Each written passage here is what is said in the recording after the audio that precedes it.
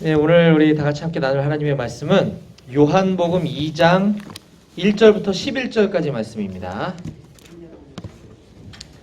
요한복음 2장 1절부터 11절까지 말씀을 함께 찾아보도록 하겠습니다.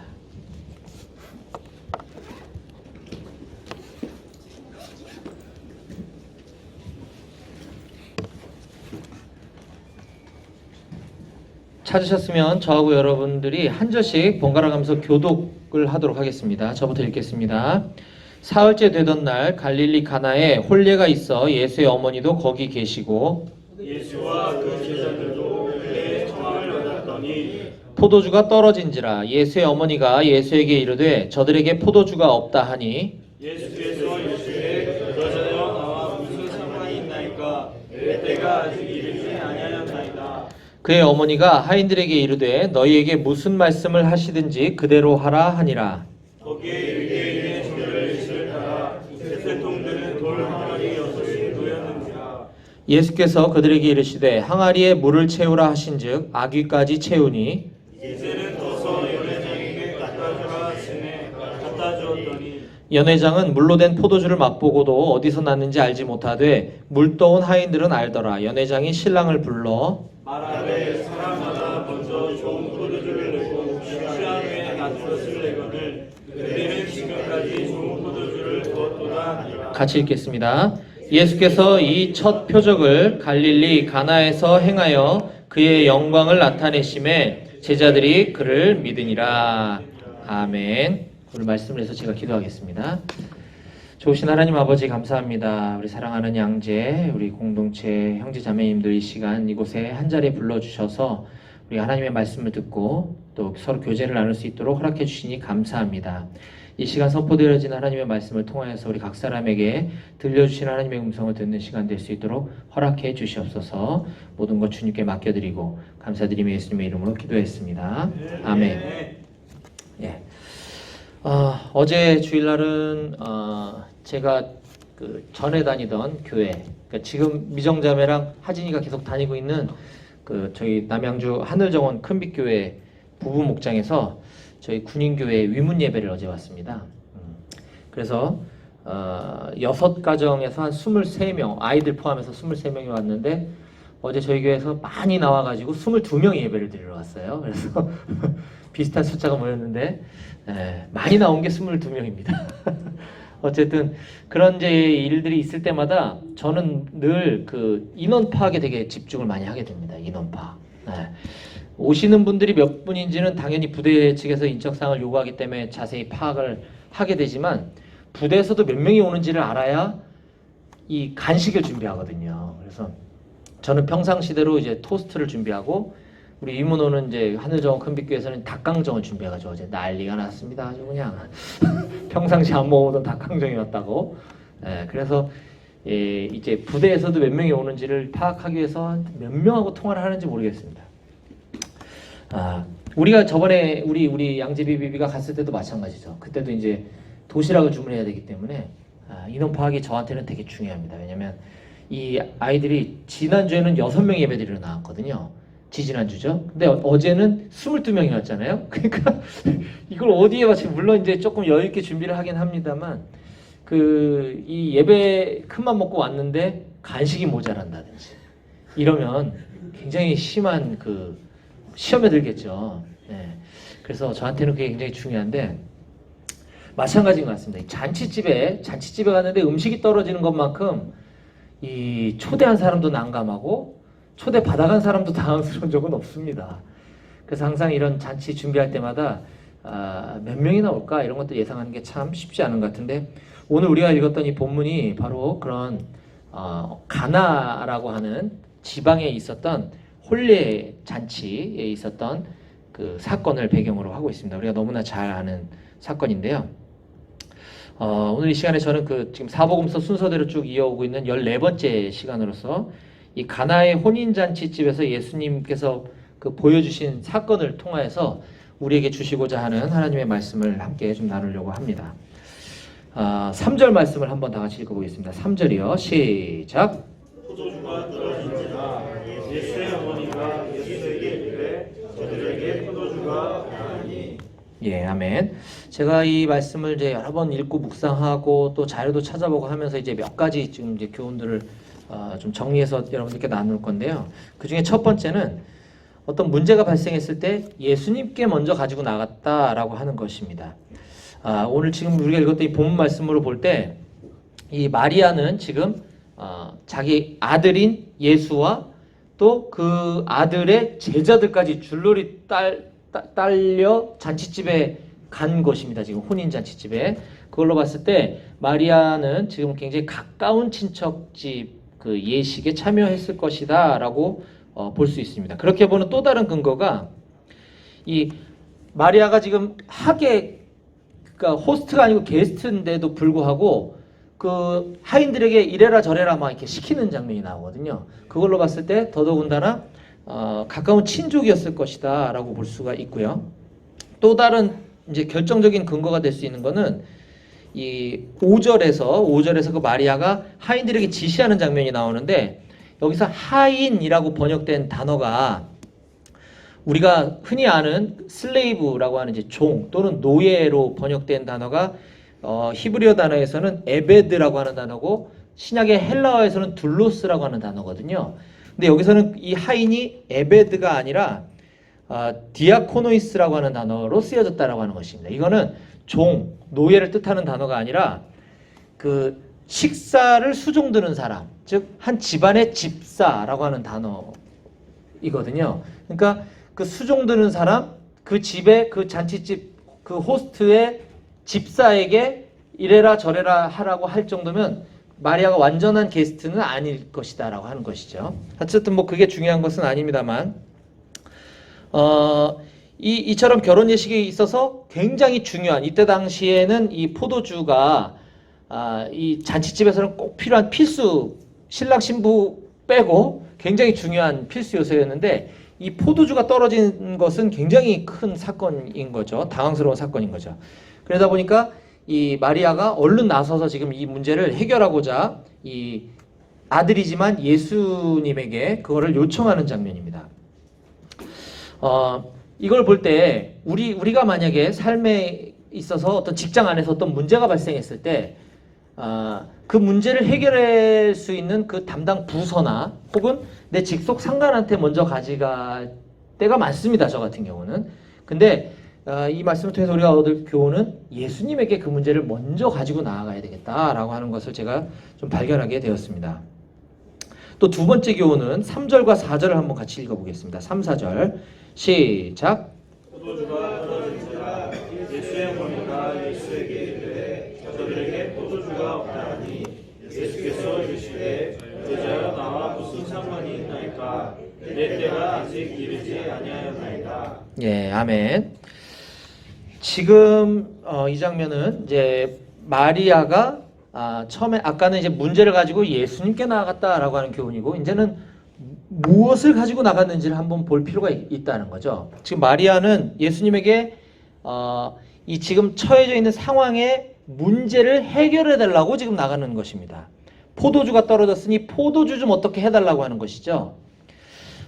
근데 이 예수님의 대답을 보게 되면 좀 찝찝한 걸 우리가 좀 볼 수 있습니다. 먼저는 여자여라고 했는데 어떻게 감히 육신의 엄마한테 여자여? 이게 웬 말이냐라고 할 수 있는데 이게 사실은 이 단어의 번역상 적당한 단어가 없기 때문에 그냥 이렇게 표현을 했다고 해요. 이게 그렇다고 이렇게 뭐 예의 없는 이런 표현은 아닌데 이게 굉장히 좀 예의를 갖춘 표현인데 우리가 보는 뉘앙스로는 좀 이렇게 하대하는 표현처럼 보이지만 사실 이거는 약간 격식을 갖춘 단어로서 어떻게 보면 또 육신의 엄마에게 쓸 수 있는 적당한 표현은 또 아닌 것이죠. 근데 근데 예수님이 왜 이때 어머니라고 안 하고 굳이 여자여라고 하는 이 귀나이라고 하는 단어를 썼을까라고 하는 것은 이제 이때부터 예수님이 그러니까 마리아는 예수님에게 육신의 필요를 가지고 나와왔지만 예수님이 이제부터 본격적인 이제 공생애, 그러니까 메시아로서의 사역을 시작이 된다라고 하는 것입니다. 예수님이 이와 같은 동일한 표현을 십자가에 달리셨을 때에도 마지막으로 그 표현을 쓰는 것을 우리가 볼 수 있습니다. 요한복음 19장 26절에 보면 예수께서 자기 어머니와 사랑하시는 제자가 곁에 서 있는 것을 보시고 자기 어머니께 말씀하시되 여자여 보소서 아들이니이다 하시고, 이제 본격적인 사역을 시작할 때 있어서 처음에 쓰였던 그 마리아에게 쓰셨던 그 호칭을 마지막에도 쓰는 장면을 볼 수 있었던 것이죠. 근데 마리아는 예수님에게 이 포도주가 떨어졌습니다. 포도주 좀 어떻게 해주세요라고 하는 이 육신의 필요에 대한 간구에 대해서 예수님은 정중하게 여자라고 하는 표현과 더불어 그게 나랑 무슨 상관입니까? 라고 하는 표현을 쓰고 있거든요. 내 때가 아직 이르지 아니하였나이다 라고 하는 표현도 쓰고 있는 것이죠. 이것은 마리아는 지금 현실적인 문제를 가지고 예수님 앞에 나왔지만 예수님은 그런 문제나 해결해 주러 이 땅에 오신 분이 아니시다라고 하는 사실이죠. 예수님이 이 땅에 오신 목적이 그게 아니다라고 하는 것을 가르쳐 주고 계신 것입니다. 얼마 전에 어떤 분이 이제 기도 부탁을 하는데 그분의 이제 가까운 친구 선교사님이 나라를 제가 까먹었는데 어느 나라에 이제 선교사로 가셨는데 거기 이제 자녀가 그 국제학교에 이제 입학하는 게 좀 어려움이 생겼다라고 하면서 이제 지금 기도를 부탁한다는 얘기를 딱 들으면서 물론 제가 그 입장이 아니기 때문에 이거 판단하기는 좀 어렵습니다만 우리가 이제 이 순원일 때 또는 이제 초신자 때는 육신의 필요에 대한 거 당연히 예수님께 가지고 나가야죠. 물론 뭐 나중에도 마찬가지입니다만 예수님이 과연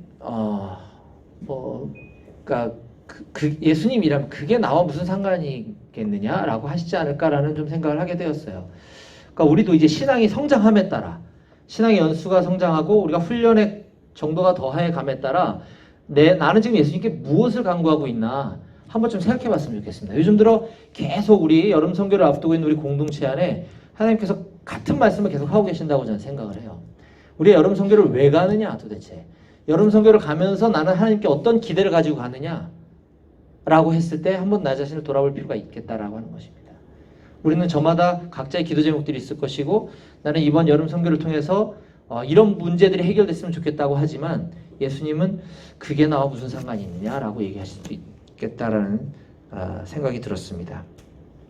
세 번째, 이 가나의 혼례잔치에서 우리에게 주는 또 하나의 교훈은 예수님은 좀 전에 보았던 것처럼 거절하셨습니다. 마리아의 그 요청에 대해서 거절하셨지만 마리아의 입장에서는 그 예수님의 거절에 결코 실망하지 않았다라고 하는 사실입니다.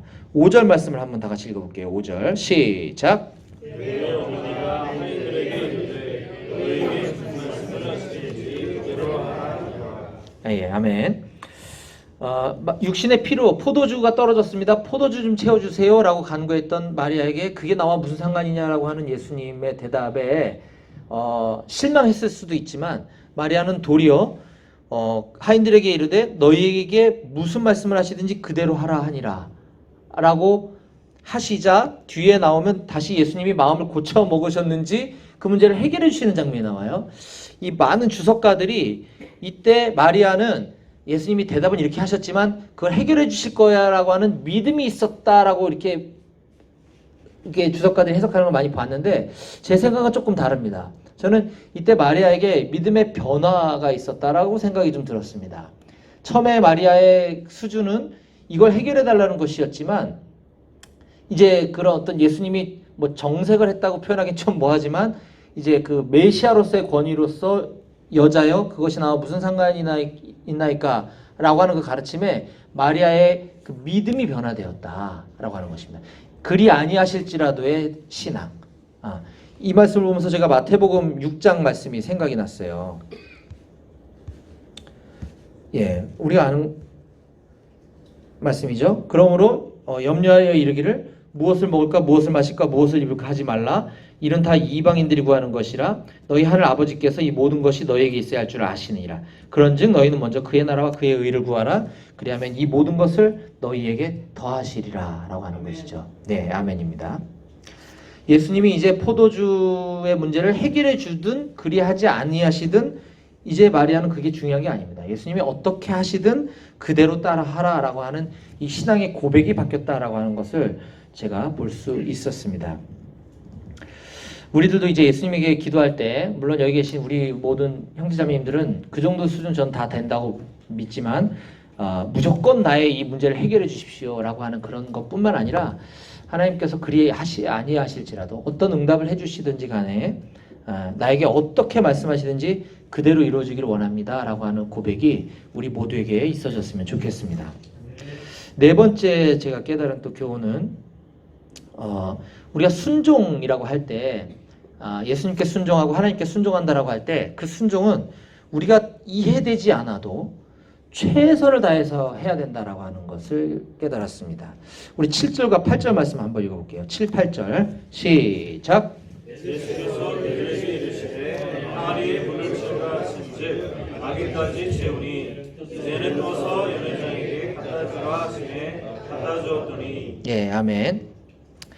이게 그 예수님께서 지금 첫 번째로 지금 행하고 계시는 이적 사건이기 때문에 이 안에서의 그 나눠야 될 것들이 사실은 상당히 많지만 우리가 이제 요한복음 공부도 한번 했었고 짧은 시간 안에 이제 요 핵심만 제가 지금 계속 말씀드리고 있는 부분인데 예수님께서는 지금 그 하인들 아까 그 집사라는 단어라고 그랬죠. 그 하인들에게 그들이 순종하기 참 힘든 요구를 두 가지 하시는 것을 보게 됩니다. 첫 번째는 포도주가 담겨있는 가죽 부대에다가 물을 채워라 라고 지시하시는 것이 아니라 저 정결 예식에 사용하는 항아리에 물을 채워라 라고 지시하셨다고 하는 사실이죠. 이 돌 항아리는 쉽게 말해서 그 잔치집에 온 손님들에게 그 사막 광야에서 그 흙먼지 뒤집어 쓰고 온 손님들이 거기서 손 닦고 발 닦고 들어오는 그 물 항아리거든요. 거기다가 지금 물을 담그라는 거죠. 되게 지저분해 보이지 않습니까? 그 예수님의 말씀인 것이고요. 두 번째는 그 물을 떠서 연회장에게 갖다 주라 라고 하는 말씀에 순종했다는 것입니다. 이거 분명히 물인데 그것도 지저분한 물인데 이거를 참 순종하기 어려웠지 않았을까라는 생각을 좀 해보게 되는 것이죠. 여기서 이제 연회장이란 그 잔치의 책임자를 말합니다. 매니저. 네, 매니저를 말하는데 이 책임자에게 갖다 주라 하는 이 두 가지 지시에 대해서 이 하인들은 잠시 머뭇거렸다든지 고민했다든지 아니면 정말 그렇게 하란 말입니까? 라고 되물었다든지 이런 표현이 전혀 없습니다. 성경에는 그대로 했다라고 하는 이 순종의 모습을 보게 되었습니다. 예수님께서도 우리에게 어떤 것들을 우리가 뭐 기도할 때다 어쨌든 우리 개인에게 또는 우리 공동체에게 무언가를 말씀하실 때 요구하실 때 우리는 그게 논리적이지 않고 비합리적이고 순종할 수 없다라는 이유를 참 많이 생각해낼 수 있습니다. 그러나 하나님께서 우리에게 요구하시는 것은 이해가 될 때 순종하라는 것이 아니라 이해가 되지 않더라도 순종하는 것 그게 참된 믿음이다 라고 하는 것입니다. 또한 이 잔치집의 하인들은 순종할 때 만약 저 같았으면 그랬을 것 같습니다. 이 정결예식에 쓰는 돌 항아리죠. 거기에 물을 채우라고 했을 때 그냥 어느 정도 이렇게 넣을 수도 있을 것 같아요. 근데 여기 보면 아귀까지 채웠다라고 하는 표현을 보았습니다. 아귀까지. 그러니까 넘치게 꽉꽉 채웠다는 거죠. 이 항아리는 이게 정결예식에 쓰는 항아리라고 그랬습니다.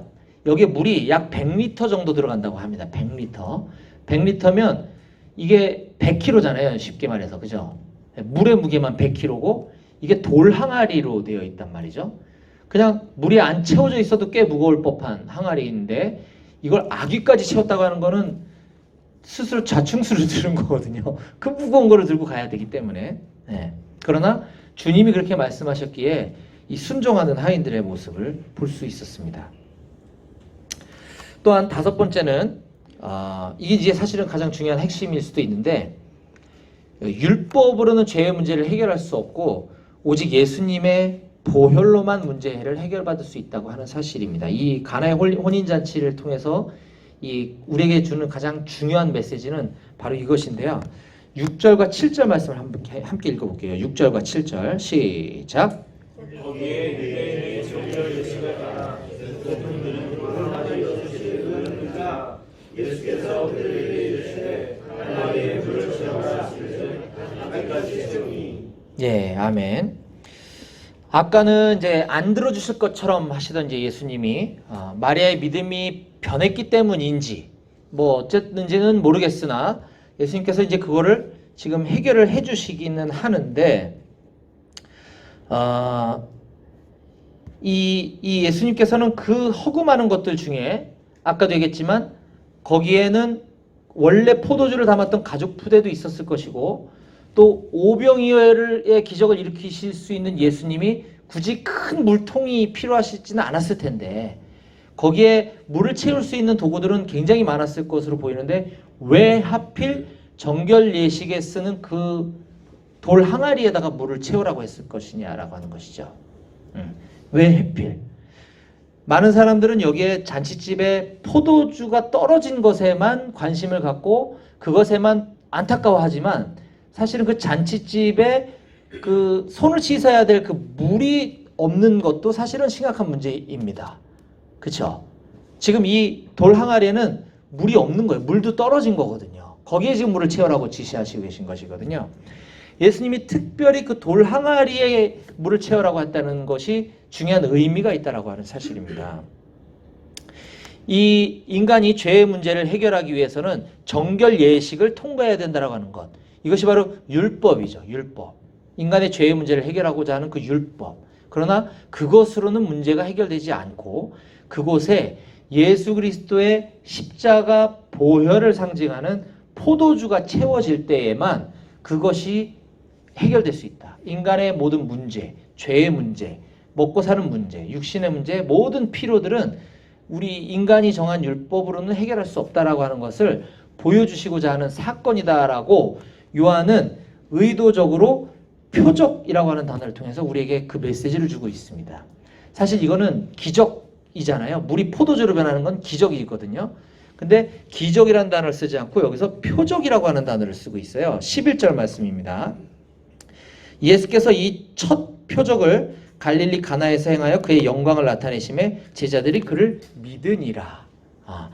표적이라고 하는 단어는 이 세메이온이라고 하는 단어인데 이거는 어떤 놀라운 일을 일으켰다라고 하는 뜻이 아닙니다. 그건 기적이고요. 아까 얘기했던 기적이라는 단어고 이 표적이라는 단어는 표지판이라고 하는 뜻의 단어예요. 이정표, 표지판, 가는 방향을 가르쳐주는 교통 표지판 이런 거 있잖아요.